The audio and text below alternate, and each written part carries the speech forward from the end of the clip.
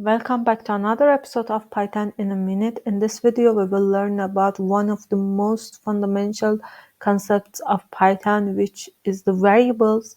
Variables actually are the containers that we can store or carry a value, and it could be any type of value like integer, string, and any other materials.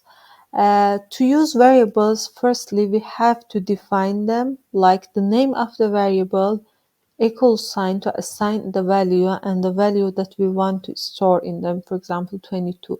So for the rest of the code, instead of saying 22, we can simply refer to x, and by this we defined our variable and we can simply print it.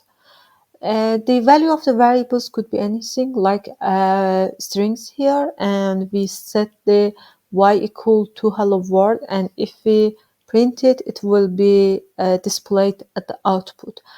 Actually, in the Python, fortunately, Python know about the type of the values in the variables, so we don't need to directly mention that, okay, this x is integer, and Python know that. To check this information, you can use type function and the name of the variable. With the help of that, you can see the type of the variable at the output. When you run this, you can see our x is integer and our y is string as expected.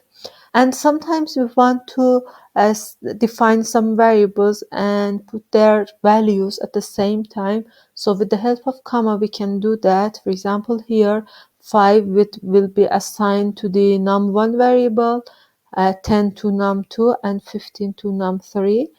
And if we print them,